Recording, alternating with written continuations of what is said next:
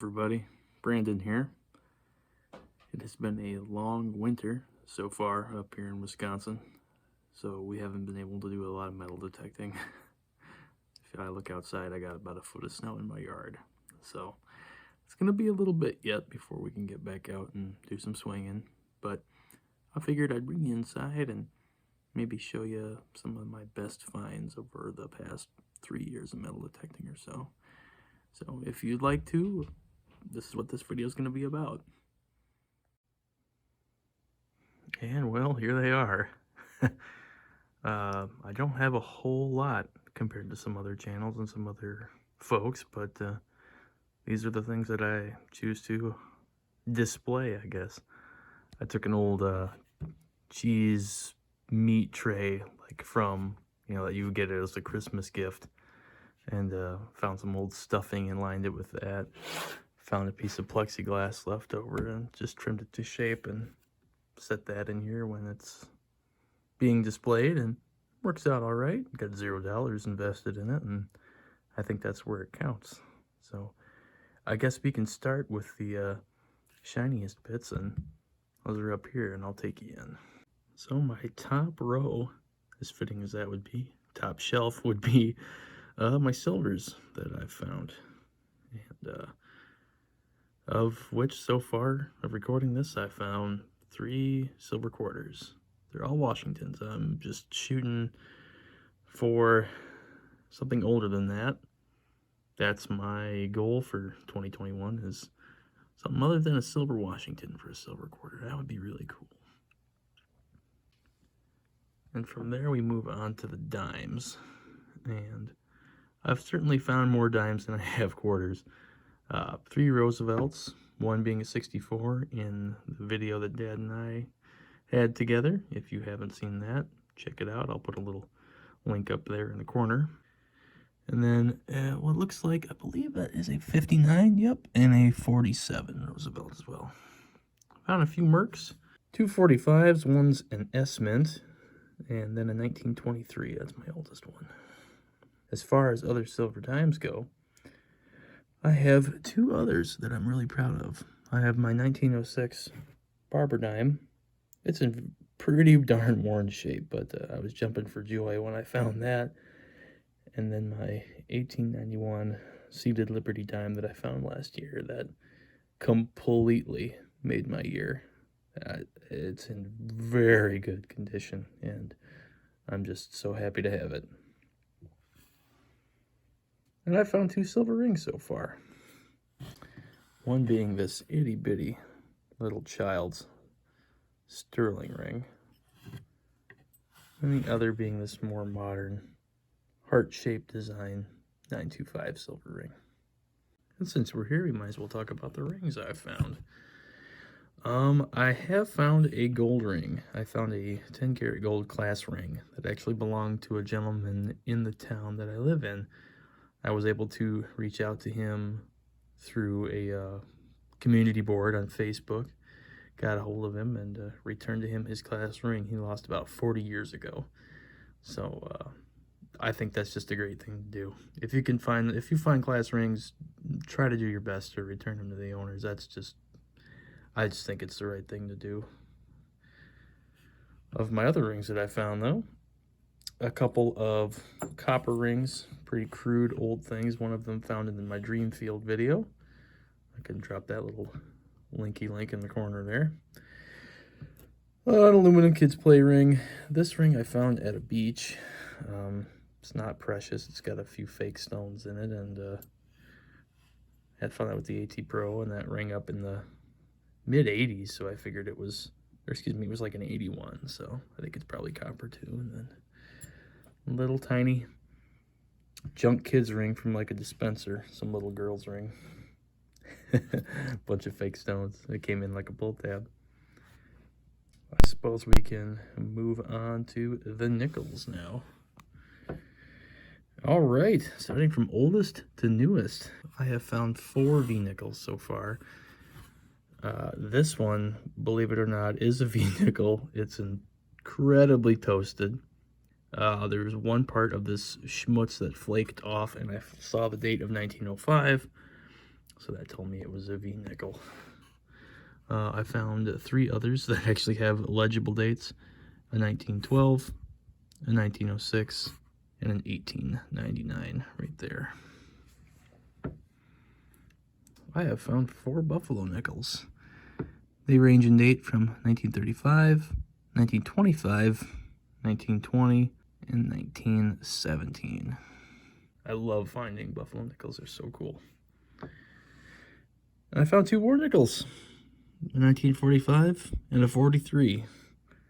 Also, very, very happy to always find those. On to my other coins here. These are my Indian head cents that I found.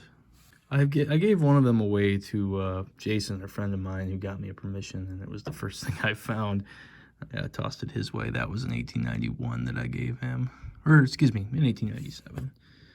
No real key dates. My newest Indian being in 1908. And then my oldest being this crusted up nasty thing. I did get a date off of it. It is 1867. I don't have any Indian head cents from the 1870s. That's another bucket lister for this year. It can be any year, the 1870s. That would be really cool. 77 would be neat, but hey, I got a better chance of getting struck by lightning, I think. Plenty from the 1890s and 1880s. I'm particularly fond of my 1891s here, a pair of them just in beautiful condition. A lot of these were farm field, out of the dream field that I didn't have my camera with me, wasn't recording at that time, and was just detecting for the fun of it, and instead of recording it. I found a bunch that day. I did find a couple in the video that I posted up last year. And then my 2 oldest US coins.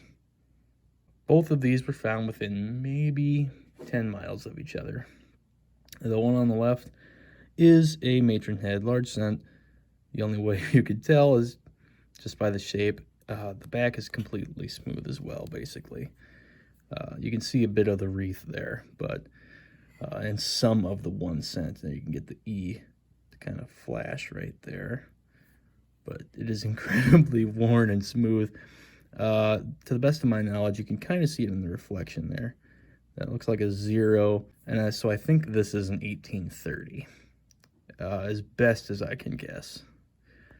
And then, of course, my 1835 large cent that I found during the Dreamfield hunt. That was completely unexpected. I was not expecting to see that come out of the ground there at all, and am very happy to have found that.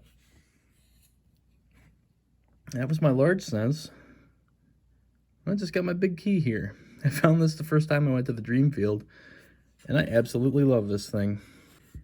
It has this beautiful square design, this little ribbed edge here. It is a little bent. I don't know if it'll pick it up on camera. Yeah, you can see it's a little crooked. The teeth are just a little bit twisted. So that's probably why they got rid of it, but boy, I'm really happy they did, because I was glad to find that. That's very cool. And those were my US coins and my rings. The section below is full of tokens and foreigns that I feel are worth noting. And these are my foreign coins that I've dug that I feel are worth displaying. This little beauty here is a un centavo.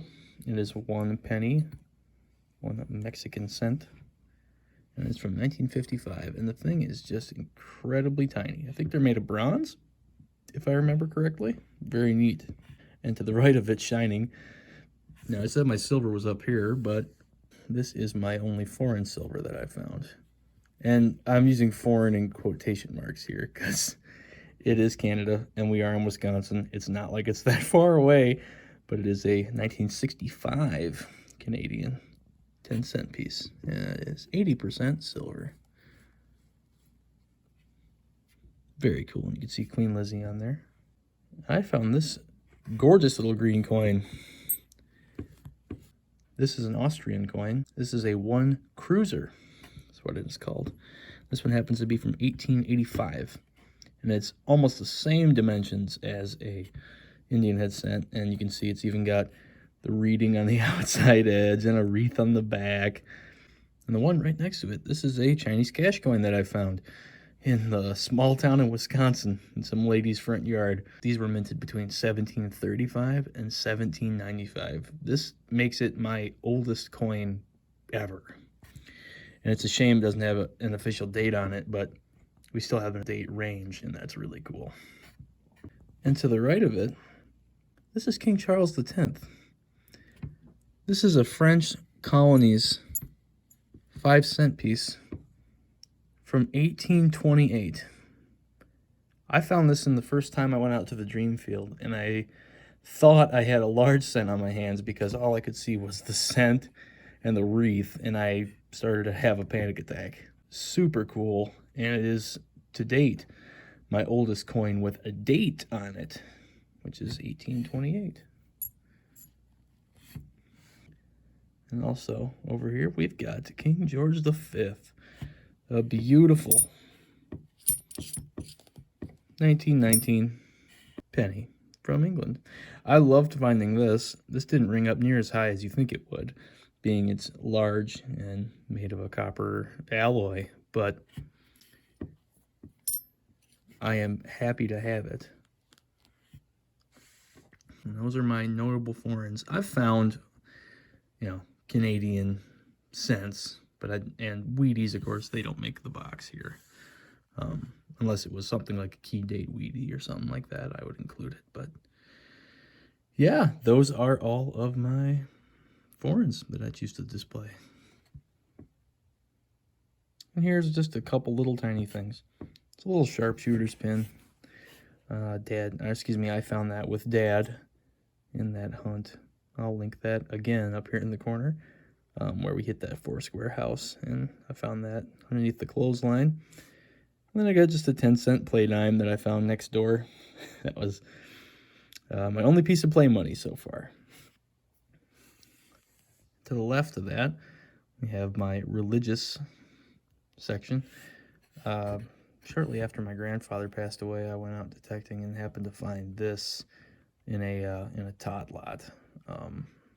That same day, I found that silver ring as well. That was maybe a couple days after he passed, and I can't help but think, there's some sort of significance with that, but hey, maybe there isn't, but I'm happy to have it, and I will certainly display it. And this tag here, it says, Holy Ghost, source of wisdom, and Father of the poor, have mercy on us. And this is from a church that is in Royal Oaks, Michigan, the Shrine of the Little Flower. Now, I looked this place up, and it's still standing, and it is a mega church. It is very big. I'd love to get in contact with them and maybe try to date how old this thing is. I'm guessing probably 60s, maybe 70s, maybe 50s. It doesn't look all that old. It's aluminum. And then right here we also have the Virgin Mary as well. And I found that in the dream field with the many items I did on my first trip. And I thought that was really cool to have too. She kind of got schmucked by the plow, so she's kind of bent, but I'm still very happy to have her. And that was my religious tokens. And over here, we have my just tokens. I found this one, all of these pretty much within the last year. This one's Ernst Lang in Oshkosh, Wisconsin. And it's good for 5 cents. It's got a little man riding a horse, a palm tree. I looked this up. The Ernst Lang was a tavern that operated in the late 1800s and into the early 1900s. Got good for 5 cents in trade token with the number 749 on the back. No real significance to that. One of the copper presidential tokens. This one is Warren G. Harding. And there's some information about him on the back. Happy to have that. This thing was a necklace, or, you know, it had a piece that attached to a string, or like, you know, a necklace at the top here. This is actually a token from the World's Fair in 1893. A souvenir for the World Columbian Exposition, Chicago, in 1893. The World's Fair was held in 1893 in Chicago, and this was a watch company that provided this as a souvenir. I do believe it is. It says compliments of Keystone. I know you guys can't read that. I'm sorry. Compliments of Keystone Watch Case Company. Very cool. I loved finding that. I actually have my one Soul Crop Pickers check here as well. It says FRC Company. And if you flip it over, it says 2-cent corn check. And FRC, this happens to be local to me. It's Fall River Canning Company. And they actually canned corn and sold it. So this is a crop picker's check for 2 cents to spend at the store or what have you. Very happy to find that. This token says Joe Walker on it. And on the back, I think there was something at some time, but now there's nothing. And I did a little eBay search for this. I found one of them, and it also had barely anything legible on the backside. So if anybody knows anything about this Joe Walker token, I'd be more than happy to know. This one is a piano token for purchase of a piano. Excuse me, Kohler and Campbell Pianos of New York. None better made. Must be redeemed before November 1st, 1908. And not more than 5 of these coins taken in on any piano. Good for $5 to apply on any Kohler and Campbell piano. When I hear Kohler, I think Wisconsin, I think Kohler Engines. It's probably not the same parent company, but I didn't do much research on this. I probably should see where the Kohler and Campbell piano company was made, or if they're still in operation today under a new name. And my last cool token, 1933, A Century of Progress, Chicago. Yeah, remember how I mentioned the World's Fair was held in 1893 in Chicago? Well, it was held again in Chicago in 1933. And I found this awesome token. It's for Johnson's Gasoline. Look at the spelling on gasoline. L-E-N-E. Weird. It's Johnson's Winged 70 gasoline. Very cool. Very cool. And for our final section, I'm going to move on to what I consider military relics. And this section is probably some of my favorites. Silver coins get top shelf, but military has its own very special spot here on my board. Starting from the right, this isn't actually a token. This is a medal. I found this in a local yard not far from me. This is a World War I victory medal. On the back, it says the Great War for Civilization, and lists the name of the Allied countries that fought alongside the United States in World War I. These were presented to World War I veterans. I have tried very hard to look in the records of the town that this was found, at the house that this was found, and try to tie it back to a family member, and so far I haven't been able to. But very, very cool. I was so happy to have found that. Navy style button, and I say style because I cannot be sure that this is actually a Navy button. You can see the gold on it.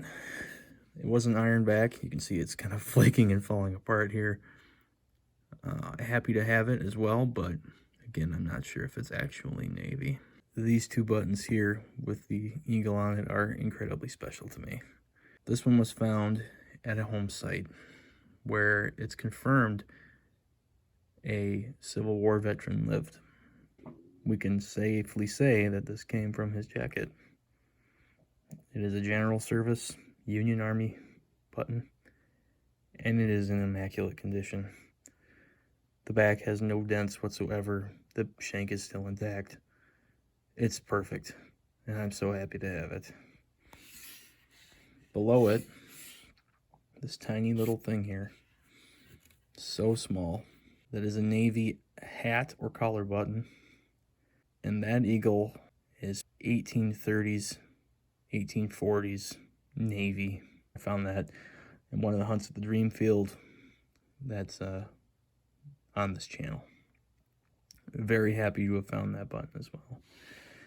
And then probably my coolest and favorite item regarding military, let me flip it the right way, is this right here. This is part of a pendant. So there's a hole there and a hole there, and there would have been some fabric and then a pin that held this on. It says 40th National Encampment, Minneapolis, August 13th through the 16th, 1906. This is a celebration of the Grand Army of the Republic meeting in Minneapolis, Minnesota. The veterans selected from each of their particular states to represent their states got together. This piece of Civil War history is very, very, very cool. 40 years after the Civil War had ended, these men could have been in their 60s, 70s, and made the trip from all over. This was a national meetup, so across the states that were states at that time. And like the World War I medal, I tried very hard to get back and look in the records to see who might have had this in this town, and it's pretty difficult. I haven't had much luck yet, but I'm very happy to display it. And that does it, folks. I hope I didn't bore you too much, or if I did, hopefully this video puts you to sleep if you're having trouble sleeping. I am very blessed to have found what I've found. Bucket listers for this year, a silver quarter that's not a Washington. Indian head cent from the 1870s would be really cool. And I think that's just about it. And keep it simple. With that, thanks everybody for watching. Hope you enjoyed it. And stay safe and take care.